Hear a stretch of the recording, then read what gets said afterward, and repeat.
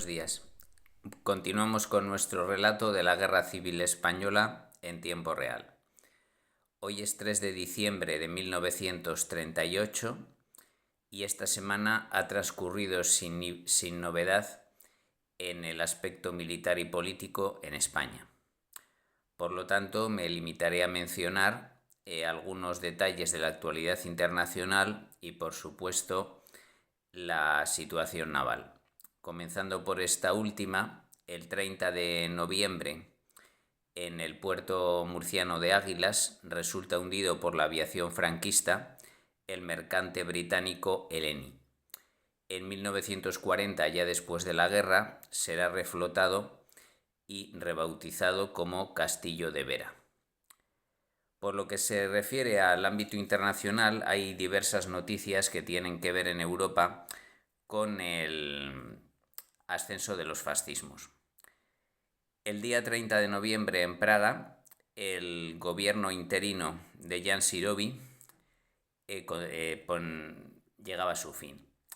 Había comentado que tras la crisis de Múnich, que había provocado la entrega a Alemania de la región de los Sudetes, el presidente de la República Checoslovaca, Edvard Benes, había dimitido, pero y esto había supuesto que el primer ministro Jan Sirovi, que era militar, había asumido las funciones de jefe del Estado mientras se elegía un nuevo presidente de la República. El proceso fue largo y complejo, ya que había pocas personas dispuestas a llevar las riendas de este gobierno, de este país más bien, ya que había sufrido la entrega no solo de los Sudetes a Alemania, sino en la primera quincena de noviembre del territorio de Tesgen a los polacos y también de la región de Košice a los húngaros.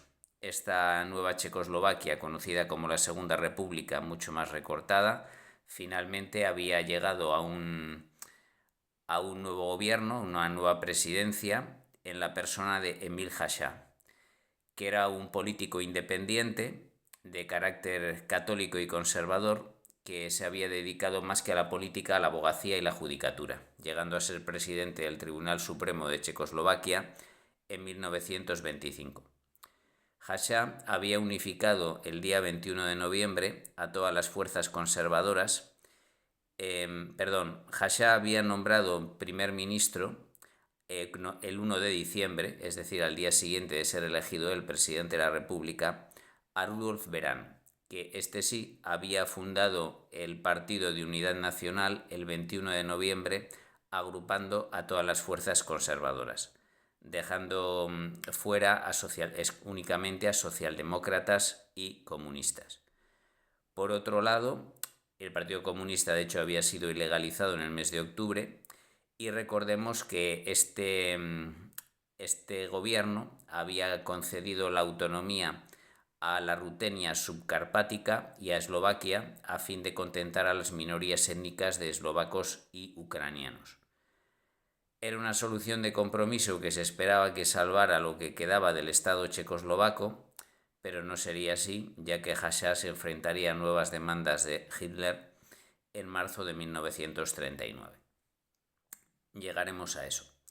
El mismo día que Hácha era nombrado presidente de la República en Checoslovaquia, en el paraje conocido como Tankavesti, en la provincia de Snagov, a las afueras de Bucarest, el líder del grupo fascista rumano Legión del Arcángel Miguel, que él mismo había fundado en 1927, Corneliu Celea Codreanu, y 14 de sus seguidores eran asesinados por la Gendarmería Nacional.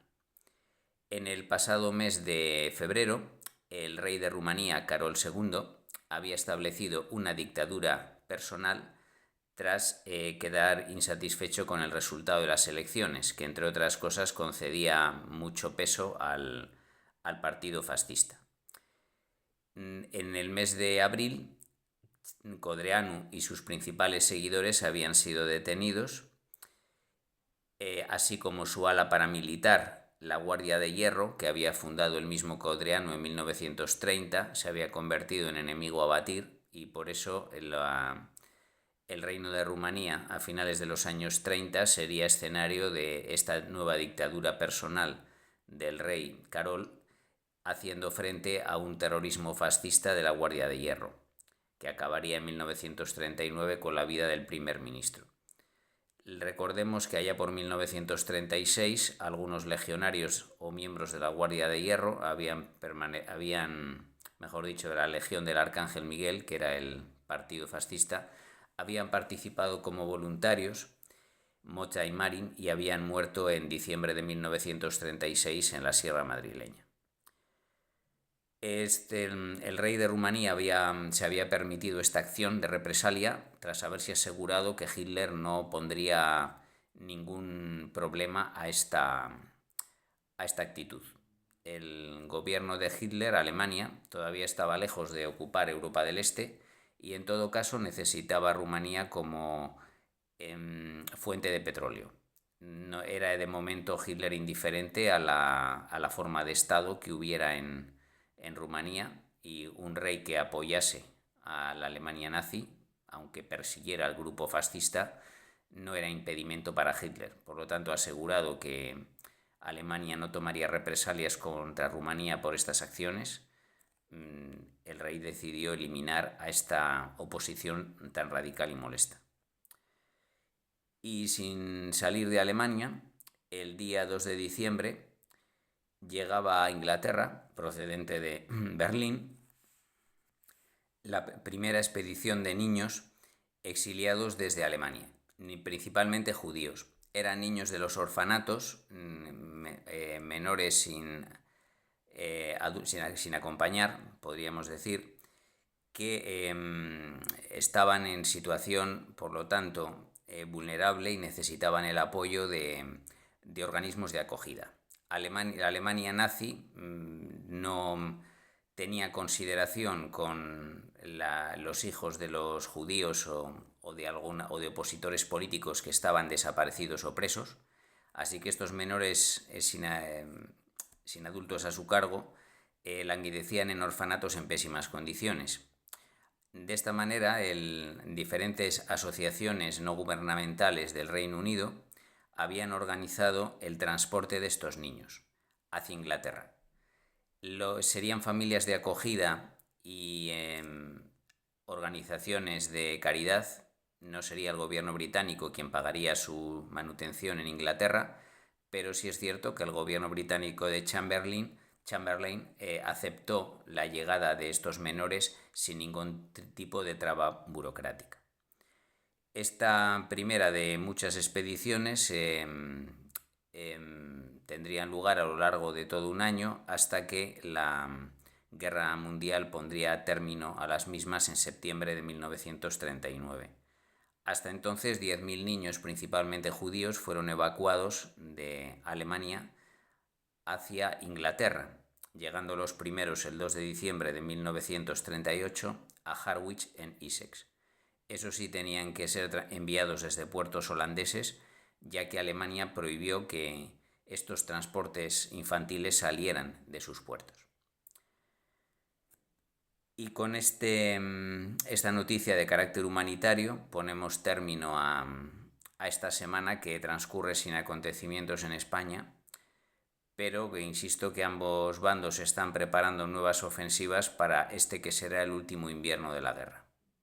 Por mi parte, debo despedirme durante unos días, ya que por las vacaciones de Semana Santa estaré sin colgar vídeos hasta aproximadamente el 28 de abril.